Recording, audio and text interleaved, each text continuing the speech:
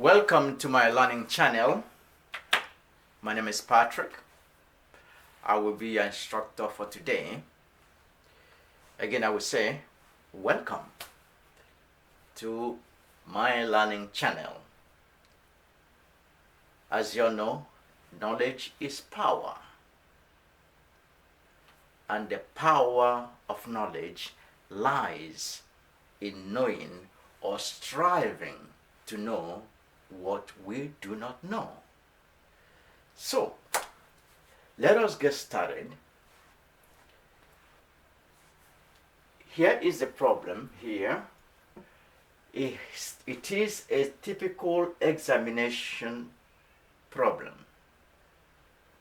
For all I know, it has always been in the exam since the inception of insurance examination.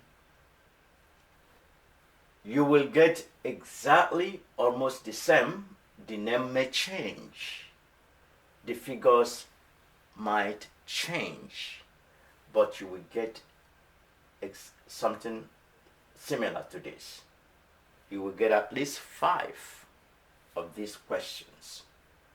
In other words, this is the summation of your insurance learning.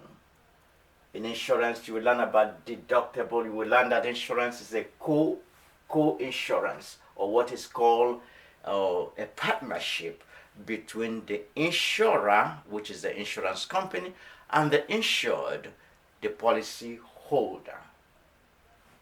Each of these parties has something to contribute.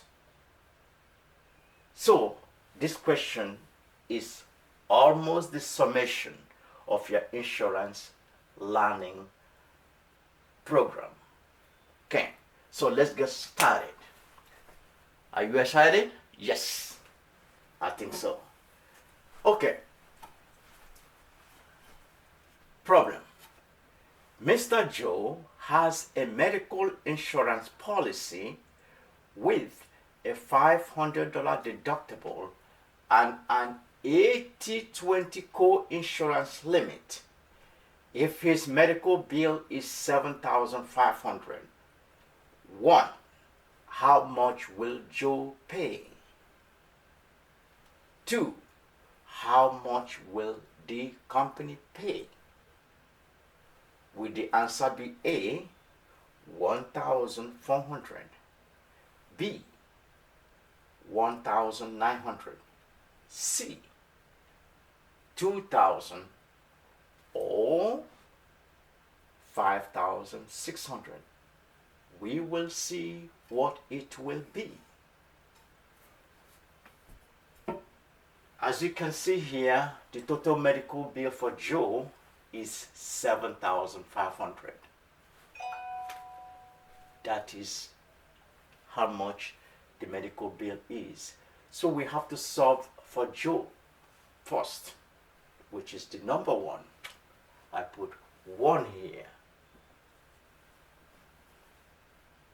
1 here for Joe. So that is the total medical bill. So we have to start in sequence. 1 first. That is the total medical bill. So we learned here that the policy has a $500 deductible. So that is the portion Joe will have to pay before his insurance starts kicking in. Okay, so Joe will pay minus the first $500 deductible, which is 500 minus 500. Are you with me? So the total will be left will be 7,000. That is what will be left. Out of this 7,000 that is left, we had that the shared responsibilities between the insurance company and Joe is at the ratio or percentage of 80-20. So Joe will pay 20%. 20%.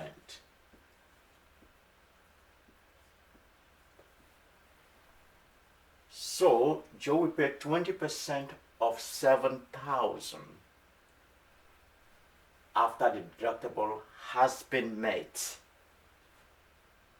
So that answer will be 1,400 of the 7,000. Remember, Joe is not going to pay 20% of the whole bill. He has to pay 20% of 7,000. So that'll be 1,400. So, but remember how much Joe will pay totally. Joe will pay that $500 here plus 500. So he has already paid $500 deductible. So you have to add that 500, which will be $500 here. So the total out of pocket for Joe, or the co-insurance, the out of pocket for Joe, they call it out of pocket. Out of pocket. Out of pocket for Joe will be out of pocket would be 1,900.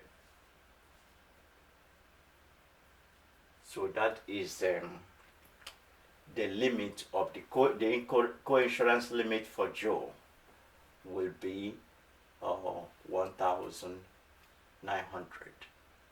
That is the total Joe has to pay, and that is why it's called co-insurance part of Joe, or what is generally known as I said, out of pocket for Joe. Out of his pocket, not really my pocket, but out of pocket for Joe will be 1,900, or co-insurance limit for Joe. So the answer of that one will be B. B is the answer.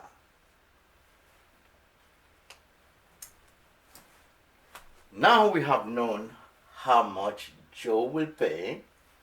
Let us figure out how much the company will pay. Having figured out how much Joe will pay, I would say that it will be easier to find out how much the company will pay. What the company will pay here is, that is 2. You say 2 here, number 2.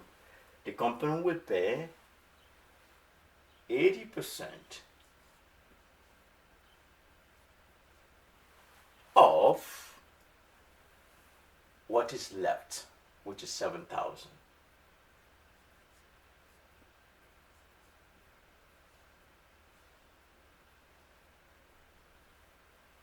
Okay.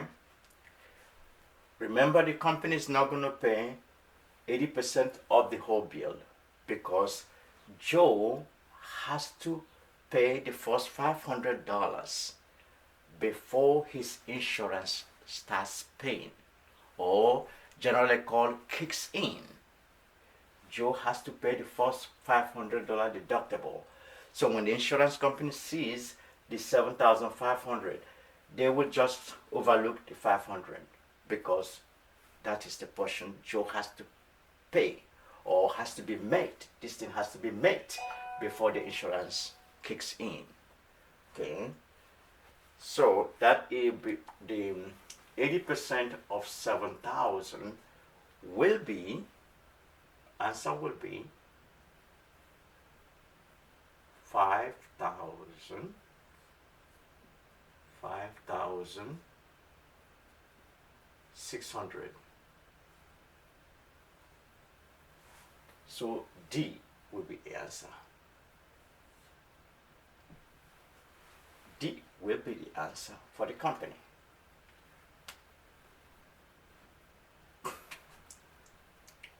To balance the equation, once you add 5,600 here, plus what Joe paid, which is 1,000, if you add this together, this and this together, this one together with this one,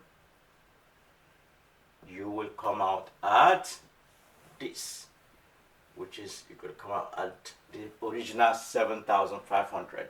Okay, that will be 7,500, just as we started. Okay, any questions? Okay, no, okay, that's good, we're doing fine. So the big question is,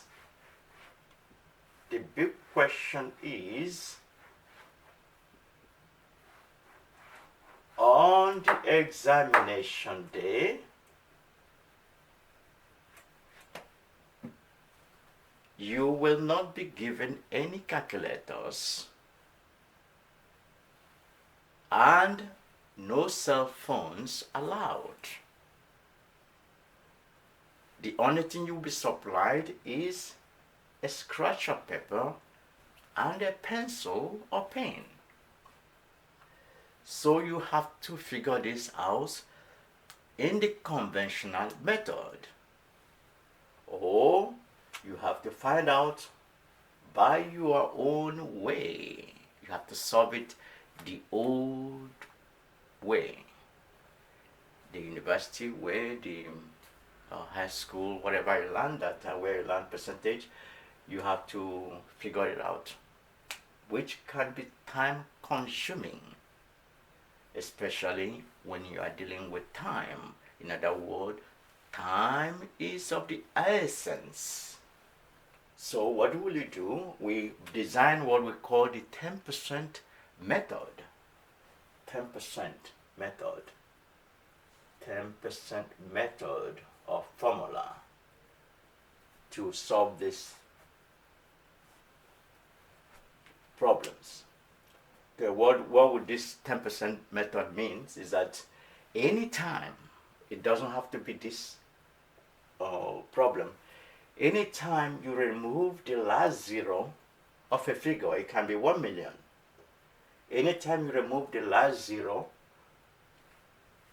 it automatically becomes 10%. So using that 10% method, if I want to find 10% of 7,000, I remove this.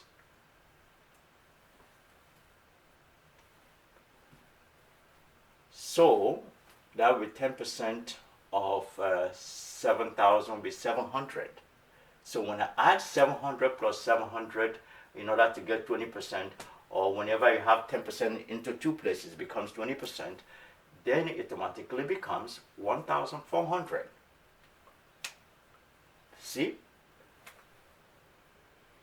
So once you know that, by just removing this, once you see this in examination, by just removing this last zero, it becomes 10%. You add 10% plus 10%, it becomes 1,400. So you add the 500 Joe has already, or deductible already, that'll be 1,900, you're gone. You do the same thing for the co-insurance for the company.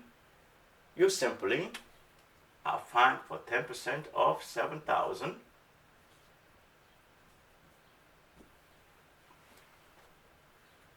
you find 10% of 7,000, which would be 0. You times that by 8.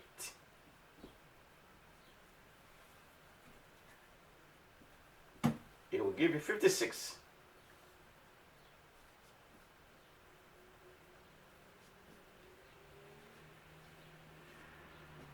Good. You're done.